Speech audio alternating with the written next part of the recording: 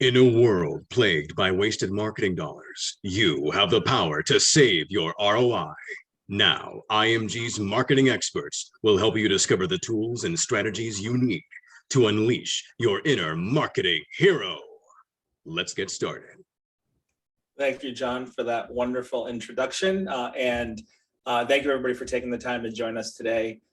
We sincerely appreciate you being here and spending the next 60 minutes with our team of marketing superheroes, and really hope that you take some actionable insights away from today's session. As always, we're here for questions, so feel free to use the chat. Any questions placed in the chat, we will try to answer during the session. And then anything we don't answer, we will definitely answer after today's session. So again, please feel free to use the chat. So I'll be your host today. I'm Gil Lantini, and I'm accompanied by my trusted team of marketing experts and technology experts as well. Personally, my career started as a software developer back when Y2K was a thing. And I've been through, deeply involved with Web 1.0, Web 2.0, and now with blockchain technology and a lot of the changes in the way we're using the internet, Web 3.0 as well. So with me today, I'd like to introduce my team. So we have Captain Content, also known as Cassie. We have the PPC powerhouse, also known as John, and our voiceover actor. We have the Prospecting Pro, also known as Casey, the Integrator, known as Bella, and the Automator, known as Mallory. And we also, not listed here, have Dr. Design, who is Kristen Darcy, our fabulous designer, who put all the slides together and any of the marketing you may have seen prior to today's session as well. So we want to always give her a big shout out because she does a great job in putting the visuals together for our brand and our events. So really want to start off with web. As we talk through the different categories here, we have brand. I'm going to talk through web and where web comes into play. We're going to talk through content marketing and social media marketing. So that would fall under the brand umbrella. And again, personally, I'll talk through some of the web changes and things to look for. We'll then focus on grow. So grow would be now how to start generating revenue once your brand is established. So we'll talk through things like PPC and email and LinkedIn and other channels that can help you grow your business.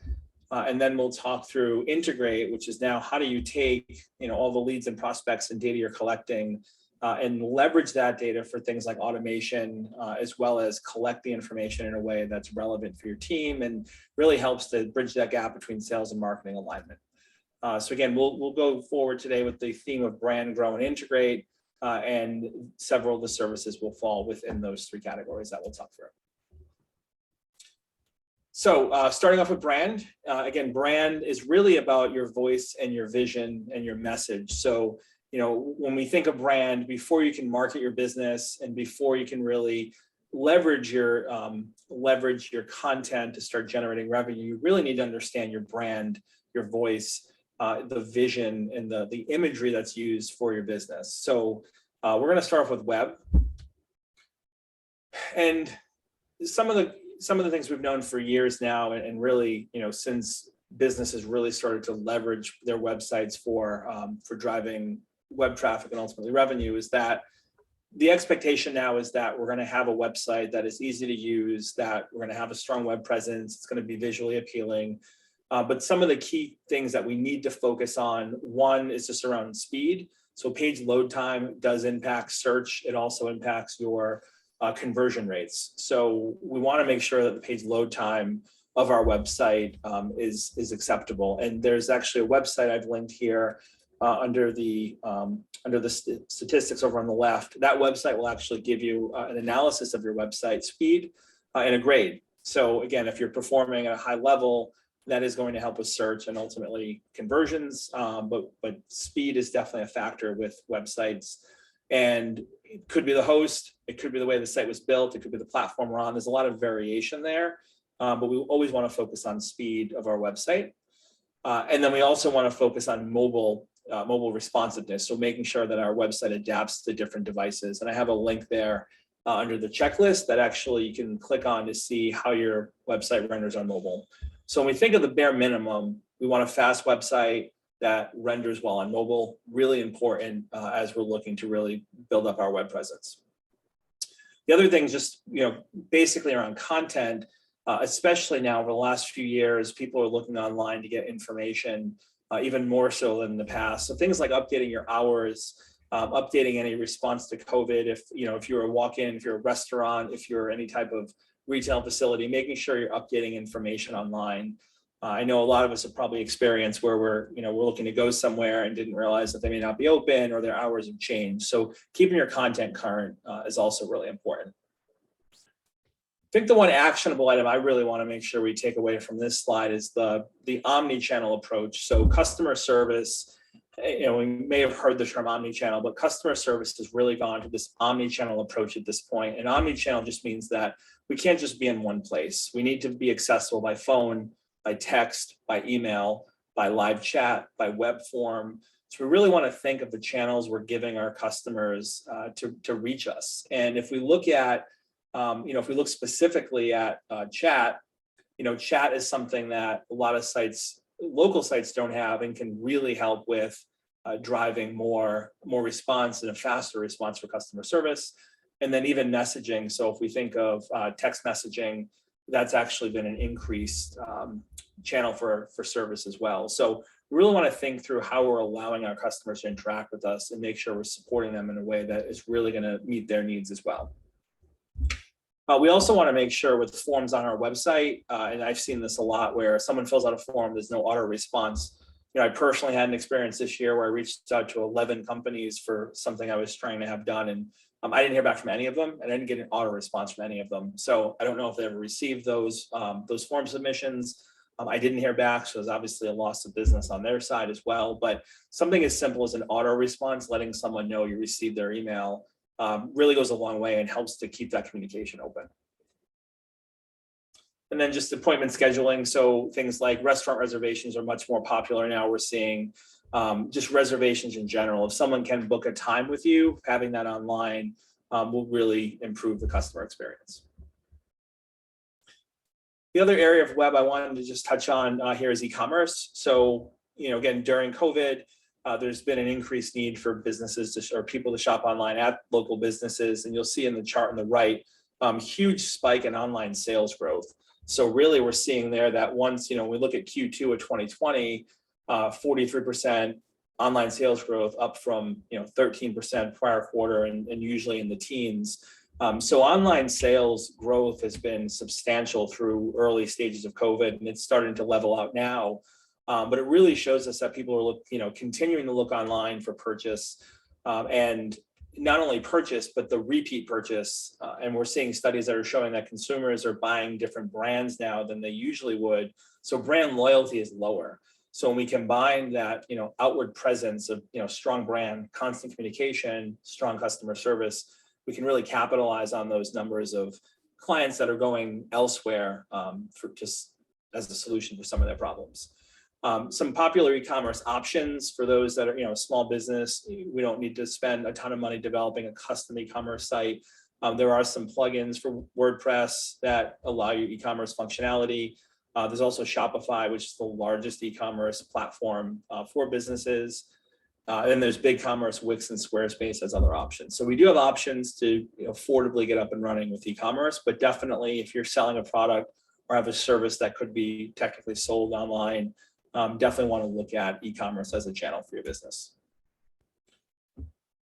And I'm going to turn it over to Captain Content to talk a little bit more about content marketing. Thanks so much, Gil. So I want to kick it off with understanding what is content marketing. So content marketing can be used to really share the value of your brand. So content marketing, the definition is the process of planning, creating, and sharing valuable content with your target audience. It helps generate brand awareness, convince your customers to take action, and most importantly, it drives revenue for your business. So why do you need to do content marketing? If we review this stat here, 47% of buyers view 3 to 5 pieces of content before they even engage with a salesperson or make a purchase via your business. So that means you need to truly commit to content marketing. This isn't kind of a one and done or set it and forget it type strategy. So there are several types of content that you can produce. The most popular would be written content. So this could be blogs and white papers, even articles that are just available on your site. That's all considered content.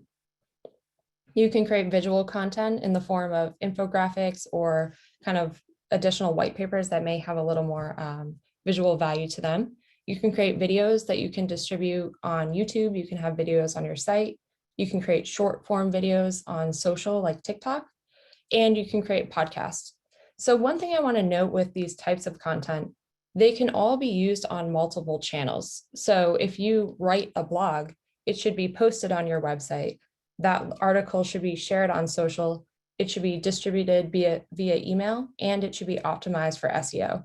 So if you're putting in the time and the effort to actually create this content, you don't just want to put it in one place and hope people get onto it. You need to put it out there so your customers can actually see it. So there's a few things you want to consider as far as measuring success of your content. It starts with setting a goal. So this will vary depending on the channel that you're distributing on, but some of the goals that you could consider would be increasing your site traffic, getting a higher number of impressions, generating leads, improving the click-through rate on your emails.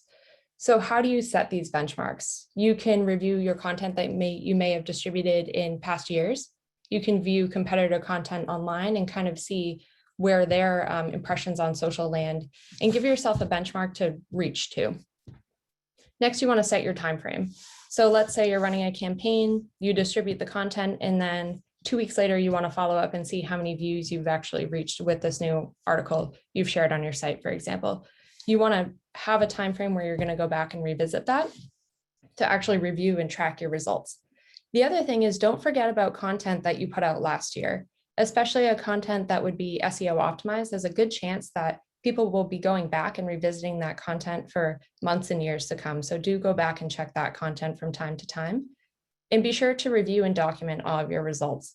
We're not doing this and kind of just seeing what happens. You want to really track and make sure that you have measurable goals that you're reaching, and you're putting more effort and money into the channels that are actually producing the highest return on your goals. So if you see higher impressions on social than clicks on email, you may want to put more focus on distributing on social. So my big takeaway here is content isn't about you. It's not about your business. You're not writing, hey, here we are, we're the best. You're writing to your customers. So what problem does your customer have that you can help solve? Keep that in mind and remember to always provide value rather than just go out and say, we're the best. You want this to be entertaining and also valuable for your audience. So in that same breath, we also have social media marketing. So this is a huge distribution channel for a lot of content that's distributed. Gil, I do see some questions kind of jumping up for content. Do we want to tackle those quickly? So best way to document those results, results can be tracked via a CRM. So we do have that coming up. We also have some tools like social scheduling, which I can talk about on this slide, and other ways that we can go in and actually track analytics of your results. So that will definitely be upcoming in additional slides.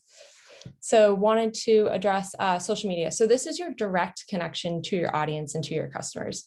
So let's start with reviewing some stats. 55% of customers learn about new brands on social media.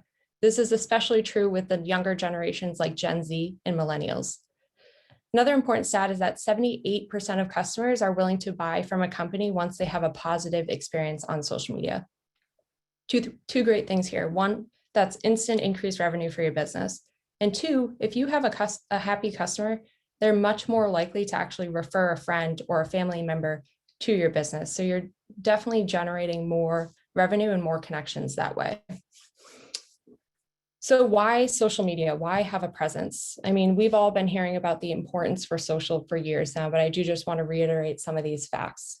So the average person spends 2 hours and 25 minutes on social media per day. So that's between checking all of their different platforms, being on Messenger. It's very important to meet your customers where they are. We know they're already on these platforms, so you should be making an effort to meet them there.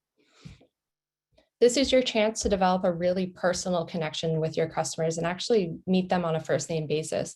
You can have chats via Messenger. You can have public chats within comments. So this really provides the option for you to build that really valuable relationship. You can establish credibility in your industry and become an instant thought leader. So continuing to post valuable content for your audience and thoughtful content will establish you as that strong leader. By sharing content and providing strong CTAs or call to actions, you can drive additional traffic to your website. So if you're sharing that blog that you wrote on social media, maybe someone isn't visiting your site every day, but they do see you on social, you can redirect that traffic back to your site. And then social, as Gil said, it's very important to keep your website up to date, but for some businesses, it's just not a reality that they can hop in and make instant updates to their website. Social media is a much easier platform to get in and truly make those instant updates. So do keep that in mind. So you may be asking yourself, what platform should I spend my time on? My advice on picking the platform is to choose the platforms that your audience is spending time on.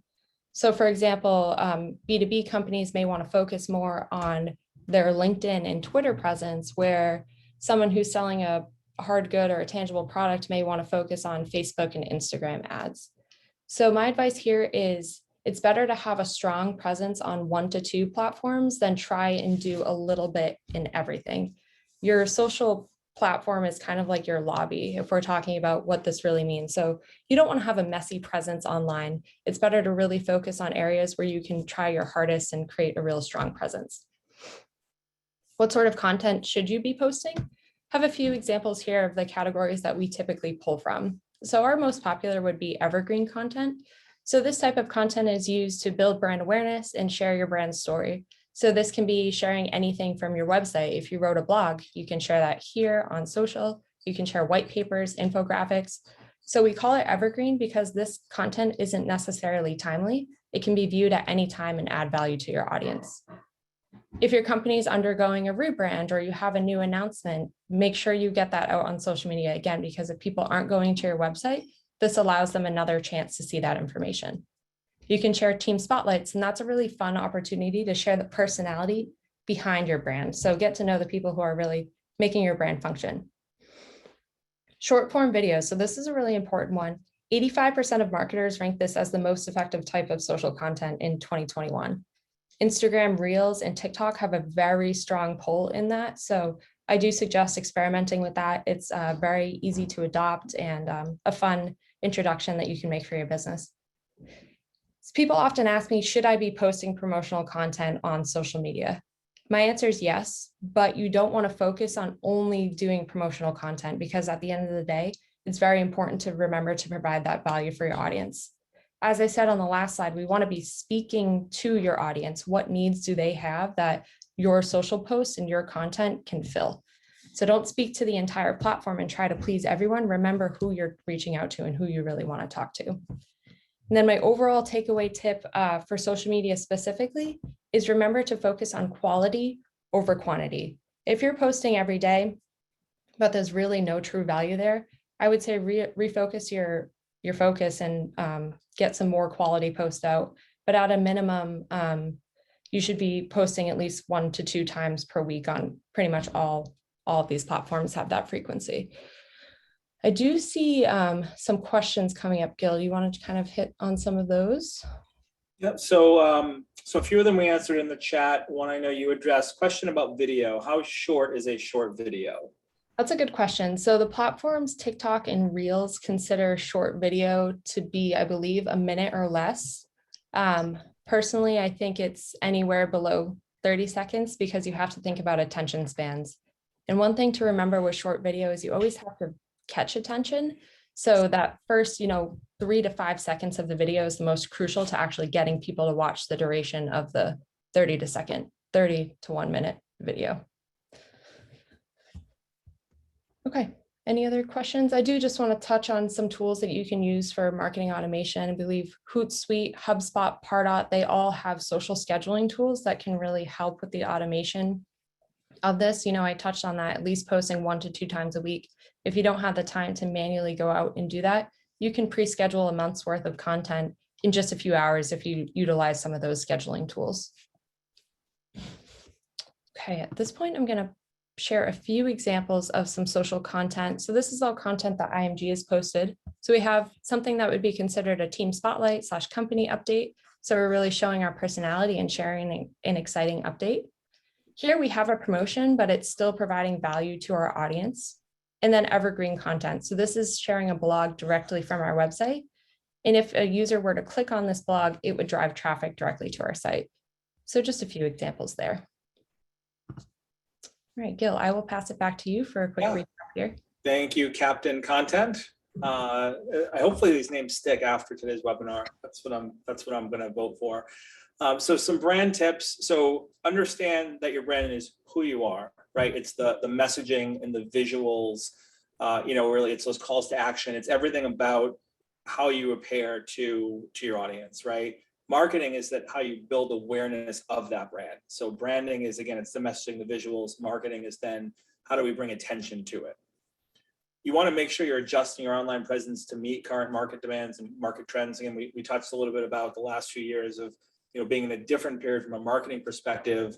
Restaurants, retail shops, a lot of businesses have had to adopt based on changes in how the audiences were interacting with their brand. So, really be aware of any market trends and adopt to those, because that's going to be really important for the success of your brand. Stick to the brand voice, the visuals, and the messaging across channels. We want consistency across channels. That's going to be key. A brand that is not consistent across channels, it almost has the negative effect, right? Because people aren't really sure who you are. So you want to make sure you have that consistency.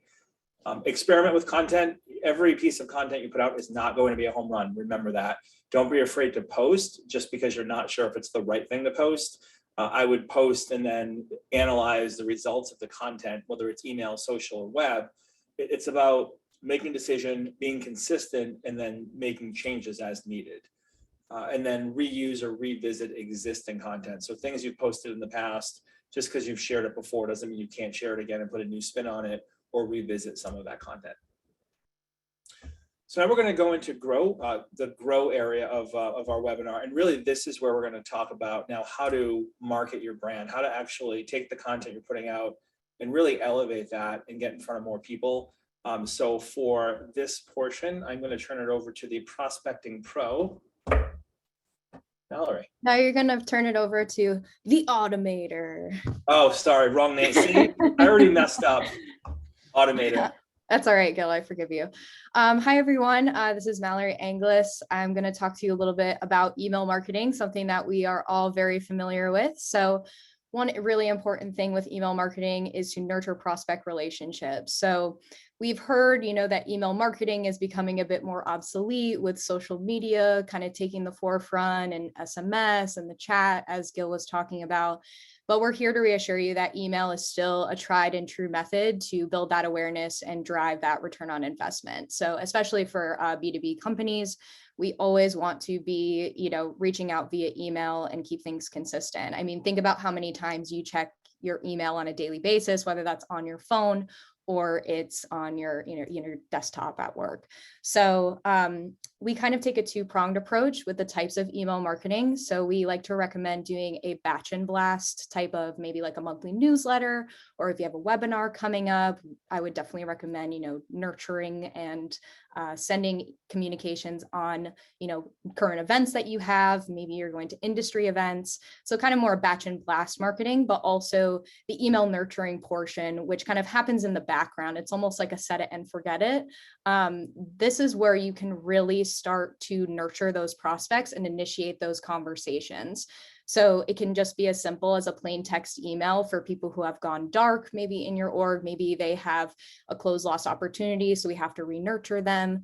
So those are these kind of light touches that are a plain text email from someone they recognize and someone they've been working with in the past to kind of start up that conversation again and get them back into the funnel. So we kind of recommend not only doing the top of mind, the thought leadership pieces on the batch and blast basis, but also having the nurture campaigns running in the background to start eliciting those conversations again.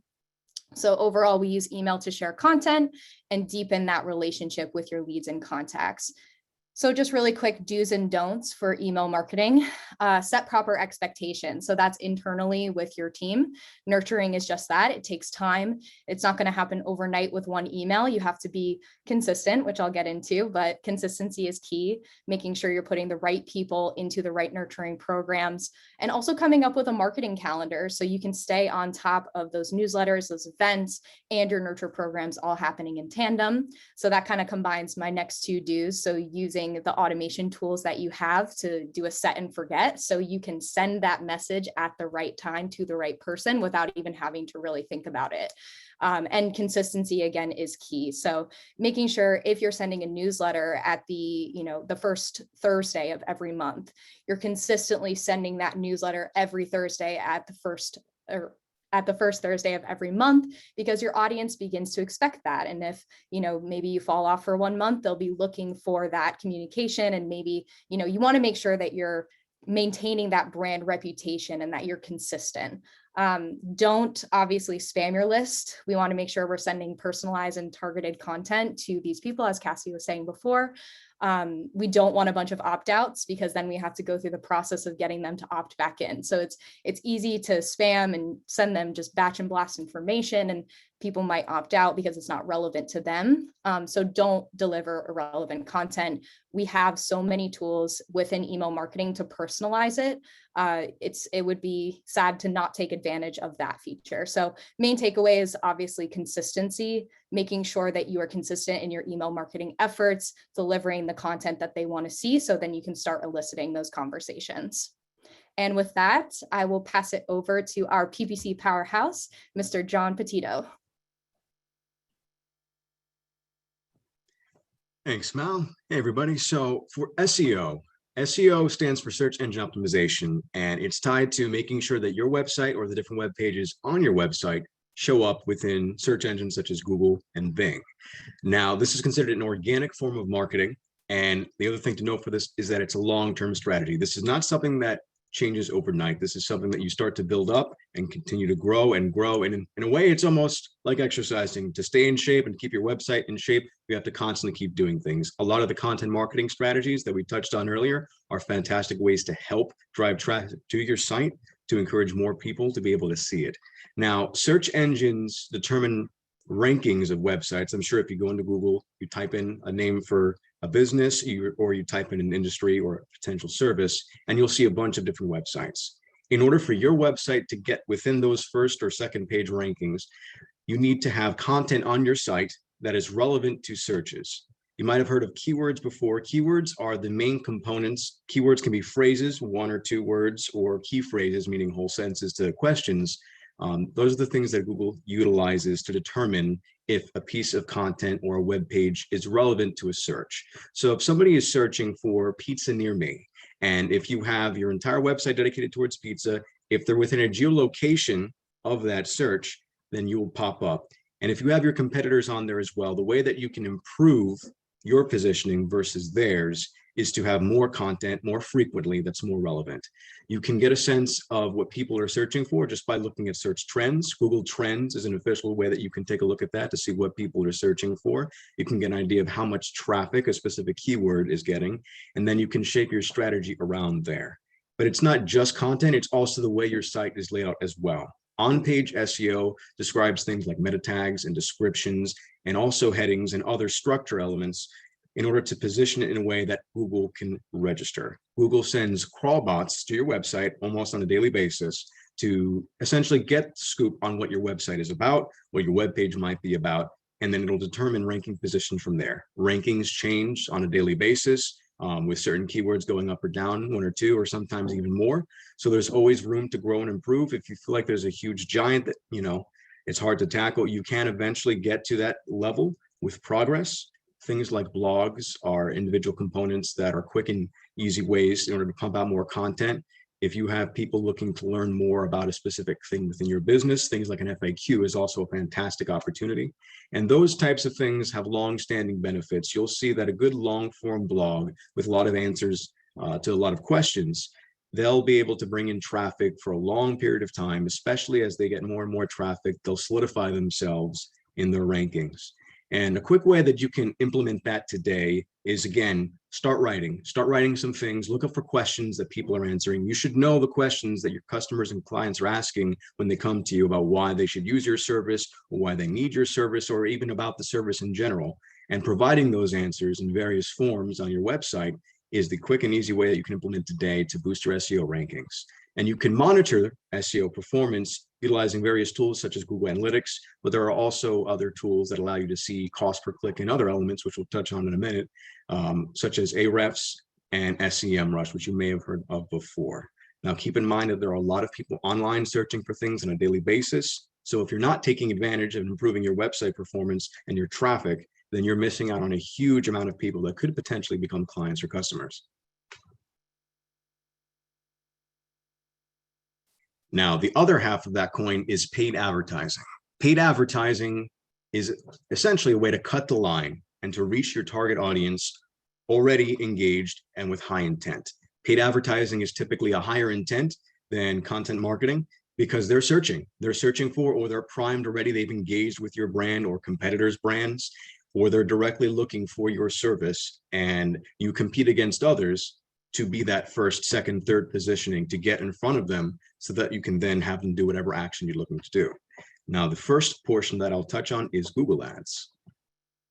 Google Ads is about harnessing intent more than the other forms of advertising. People are going into Google, entering a search, and you'll always see the first few results will always be ads above SEO. That's why we call it cutting the line, because Google favors that. It's a featured billboard spot in a way.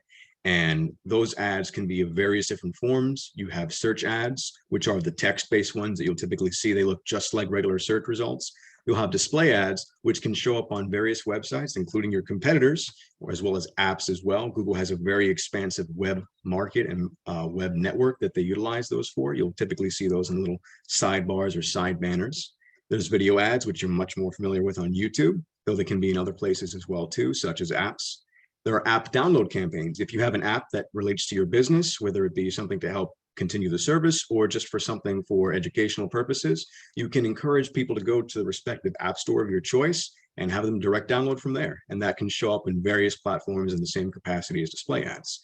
If you're an e-commerce business or an online retail business and you have products that you want to push, Google has featured spots within the top of the search results for products. If you were to look for various types of products, like if you were to search for toys as an example, you'll see a bunch of different squares with images and prices. You can click directly to purchase on their website, or if they have a specific landing page for a particular product.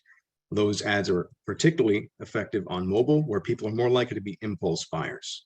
There are also local campaigns.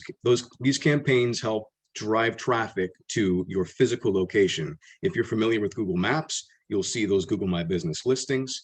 There are actual advertisements on there, people who are able to jump the line by paying to advertise, and they'll have their listing up there first. And you can measure that one specifically by getting direction reports. So if people are searching for a specific business, they click on your business and they click directions, or they visit a website, or if you have any other call to action on your Google My Business page, then that's how you can measure that.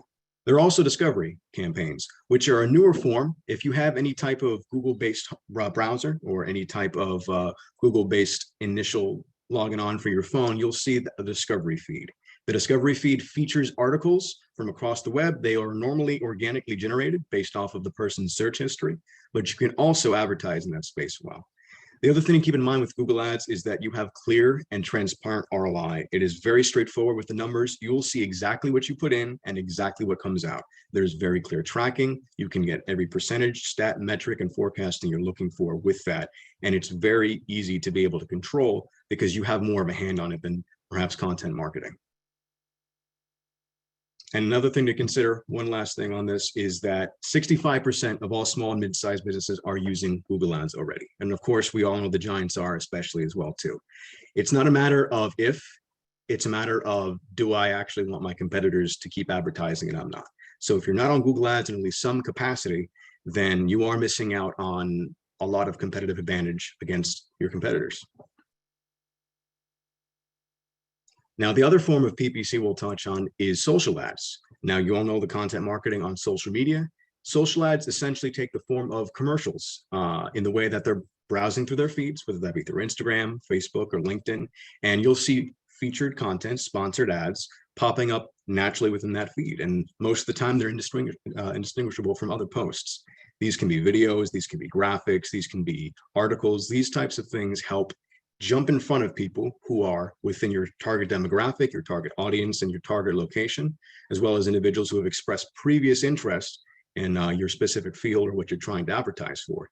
And you can put yourself out there. You can capture the leads, you can direct traffic to your website, and you can also just get brand awareness out there too. It's a way to jump in front of your current organic audience, getting out of your stomping grounds and helping to expose your business to more people who may be finding it valuable.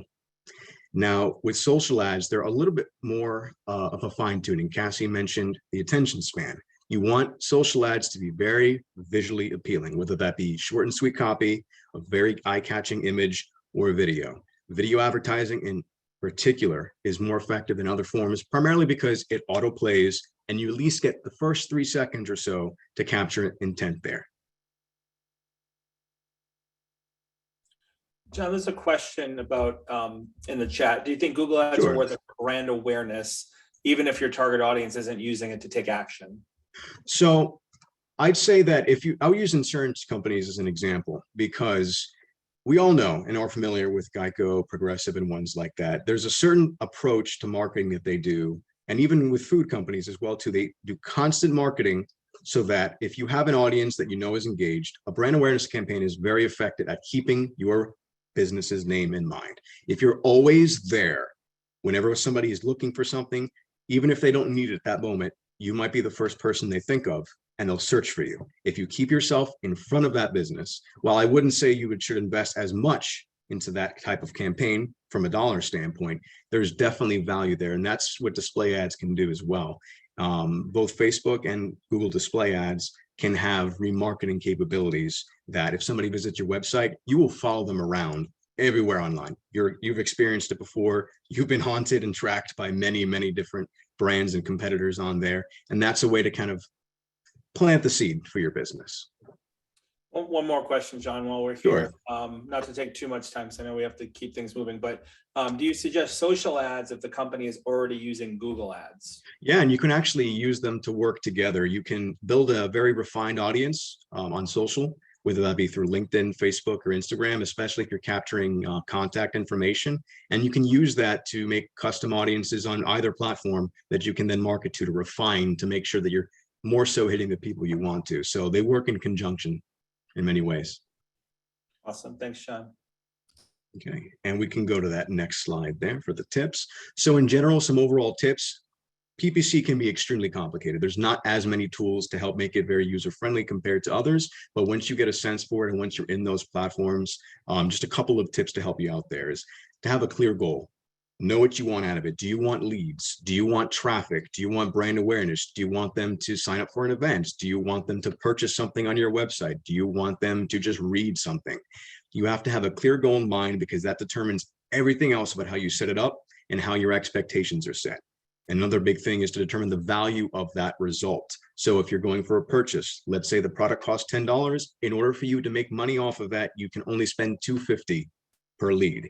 So that's something to keep in mind, is that if you're putting a significant amount of money into Google Ads and you're hesitant there, but let's say each potential lead is worth $5,000, $10,000, $15,000 for you if you're working in that space, then you can invest a decent bit more in order to get that result. And that way you're ensuring you have clear ROI throughout. Don't just put money in Google and hope for the best. Have clear goals, have clear value points, and do the formula from there. Determine what the customer value is. And make sure that you're testing your tracking. Oftentimes, if you're implementing any pixels, if you have your web team or web manager or any other form of analytics person trying to put pixels or tracking on any of your landing pages or your website, make sure they're placed properly. Make sure that you have tests to make sure that information is coming in, because you don't want to waste money on something that's misfiring, or you don't want to miss out on potential reporting that shows that it's working and you end it prematurely. And always have a targeted approach. Catch-all is very good to get your feet wet, but once you start to really dive in, have that clear focus, have them do a specific action. The more things you put on a specific campaign, the more distracted and the higher drop-off points you'll have. So that means lower conversion rates. and optimize for your audience. We mentioned this with the content marketing. You are not trying to just sell your business. There are clear results and performance data metrics that you can see online for what people are searching for. Tailor to that. Make your message around that. If you have a catchy logo, that's good to put maybe on the landing page or the website. But within the ad, pick the phrases and terms that people are looking for so that you can be more competitive there. And always check on them. Google ads, Facebook ads are not set it and forget it by any means. They require daily, at least touch points to make sure that they're working and to make sure that you're pacing correctly and not overspending. So that's just something to keep in mind, is to stay vigilant. You are a marketing hero after all. And that wraps up my section there, and I will pass it over to Cassie. I forgot your superhero name, I'm sorry. I'm sorry, Casey. My bad. Yeah, I'm the prospecting pro. Hi, it's Casey here. So let's just talk about LinkedIn prospecting a bit and what it is. So LinkedIn prospecting is essentially a lead generation method that turns your LinkedIn connections into customers. It's the process of capturing interest and nurturing targets for the purpose of developing a sales relationship, whether that's it immediately or in the future. So the first step of LinkedIn prospecting is, finding your audience using LinkedIn Sales Navigator or an existing list in your current CRM that has LinkedIn URLs within the program, and sending automated LinkedIn connection requests and follow-up messages to gain ideal prospects. So this method of lead generation is really great for those of you who are looking to connect with a really niche audience, because Sales Navigator allows you to really filter through the leads that they show. So you can narrow it down by geographical location, the titles, so you can just aim for managers and owners and CEOs. You can exclude entry or training or interns, right? So we've seen a lot of success with this, with people who are trying to nurture targets in a really specific area.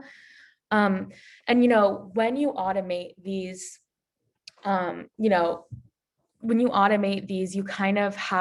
you can send out hundreds of requests and messages a month. So you can essentially automate nurture. And nurture is super important, especially on LinkedIn. Catching up with your connections and making sure that you're on the top of their minds. For best results with LinkedIn prospecting, you should add email outreach, and adding email outreach is, emailing after you've connected with someone on LinkedIn. And this, increase your odds for a reply by over 38%. When you use LinkedIn prospecting programs, you typically see a 20% connection rate and a 7% response rate. So when we're talking about connection rates and response rates, it refers to, out of the whatever many connection requests that were automated, 20% of them accepted and 7% of them replied, right? So out of hundreds of connection requests, you have a 20%, which is, a really big and great, idea, right? So the takeaways from, LinkedIn prospecting, you can automate engagement, and which includes post likes, endorsements, just making sure you're connected with your leads. And, do's and don'ts, these are really important, right? So using LinkedIn to build valuable relationships with your niche audience and going beyond the connection. So like I said, engagement, post likes, endorsements is really important. So, sending messages, you can use tools like Zoom Info to find the business emails of your connections so you can send messages to follow up with, right? As Cassie said, content is also really important. So keeping your page active, and making sure that you're posting, so the connections that you get through LinkedIn prospecting are seeing that you're active as well. Don'ts are, expecting instant results. Your connection, may not need your service immediately. So you send a connection, you say, hey, are you in the business of this? I can help with this. And they say, not right now, but in June, let's touch base in June, right? So having that nurtured relationship will keep you at the top of their mind when their need arises again. So with that, I think I'm going to hand it back over to Gil or Mr. Brandtastic. These names are killing me. All right. Thanks so much, Casey. So some quick growth tips here. I used the word omnichannel before. Same thing applies from a marketing perspective. We're not just thinking it's just email or just social or just AdWords. Really, we want to make sure we're combining multiple channels to really see optimal results.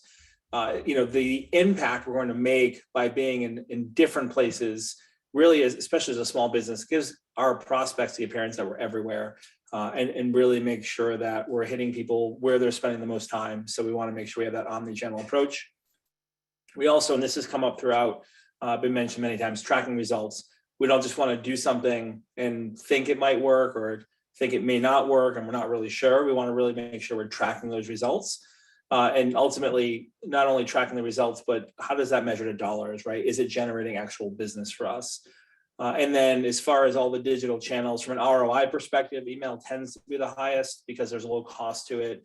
The challenge obviously is building an email list that's sustainable. And we've had another webinar specifically on email marketing, which we can link when we send out this webinar as well for those that are interested. The idea is that you have to build your list, but now you're not really spending money to market to that list. So the ROI it tends to be higher with email. So from here, we're going to go into integrate. So really, this is where we're going to start to tie systems together. We're going to talk a little bit about, again, the omni-channel approach with how does that reporting tie together? How do we start to actually have one location where we're going to keep all of our information and data? So I'm going to pass this back over to the automator. Yeah, you got it. Thanks, Gil. Wasn't going to make a mistake twice.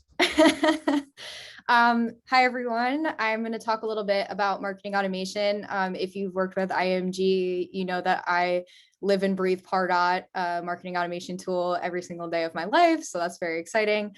So really the main driving point is, as I mentioned before, we want to almost have a set it and forget it approach where people who are going dark are getting these kind of soft email touches from someone that they know at the company, and that elicits a response, which then puts them back into the funnel. But we also want to talk about how marketing automation not only helps with marketing, but it bridges the gap between sales and marketing. So a lot of times those departments work independently in their own silos, but we can use marketing automation to bridge that gap and have the teams working together. So increase ROI with campaigns that leverage sales and marketing.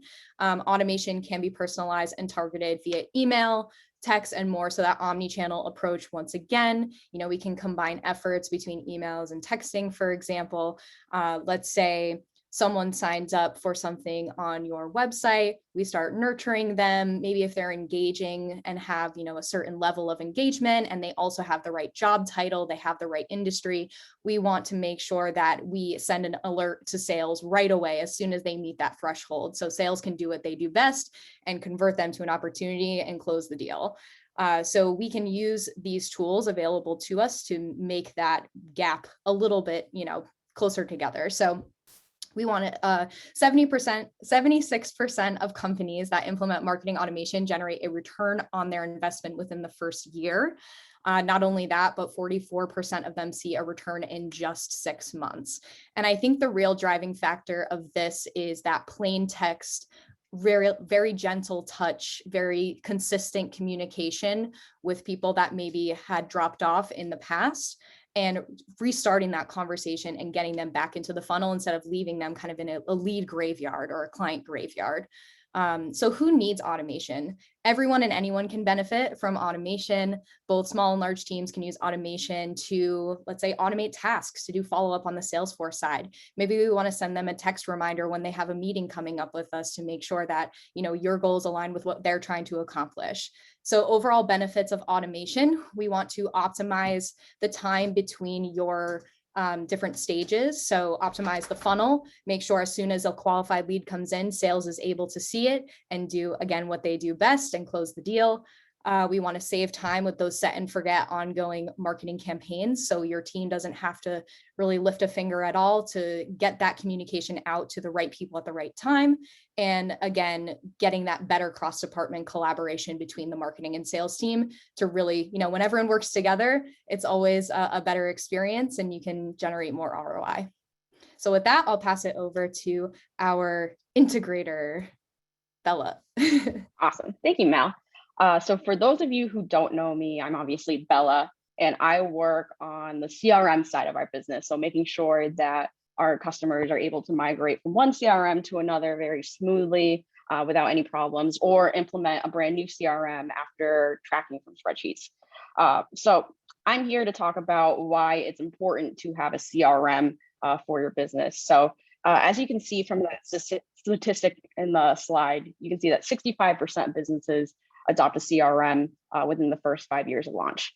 And that's because the more business and the more leads that are coming in, the more that can slip through the cracks on your spreadsheets. So slipping through the cracks just means you're going to lose out on revenue. So with a CRM, you can totally avoid that.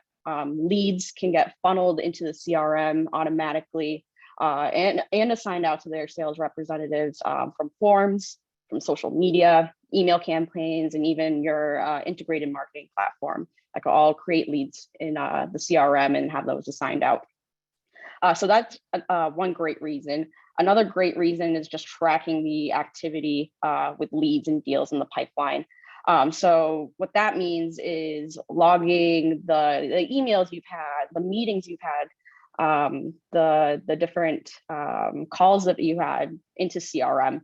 And that way you can paint this history of the interactions you've had with a lead or a customer. And that way you're always up to date and you never lose track of what's going on with your lead or customer.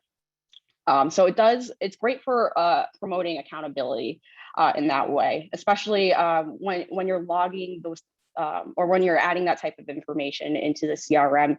You can also use that to drive automation to make sure your representatives are following up with leads and customers. So let's say now that the lead's in and assigned out, there needs to be some sort of action the representative does afterwards. So whether that be an automated email send or just a task sent out to the rep to follow up with that lead, you can have automations running in the background that ensure that your representatives are going to follow up, or that you're confirming that you've received contact from a lead or customer. Ooh, sorry about that one. Can you all still hear me okay? Okay, wonderful. So automation is very helpful, especially it'll cut down on some of the repetitive tasks that you might do in your day-to-day routine. Another great part about CRM that I kind of touched upon earlier was having that data in there and using that in reports. Any data that you track in the CRM can be pulled into a report, and that way you can gain insight into what's going on with your business. So how many leads are coming in per month, how many deals are in your pipeline, how many new customers have you had in the past year. It'll let you all summarize that data into one area, and that way you can make data-driven decisions. And that way you are basically seeing what's performing better and what's performing not as well, and maybe you need to pivot your strategy to something different. You'll also be able to get insight on forecasting your pipeline and measuring return on your investment for the different marketing channels that you're using to get leads over to your sales department. So it just helps keep things from falling through the cracks, and it also helps you figure out what's going on with your business at a high level. So with that, there are some considerations that you should make for selecting or evaluating a CRM. First is features, integrations, and customization. So as far as features, like what tools does the CRM contain that would be a good fit for our business? So reporting, for instance, is reporting robust, or maybe you can only report on some information in the CRM. emailing right out of the CRM or making phone calls right from the CRM are also some features that might be available with some, but not other CRMs. Next, integrations.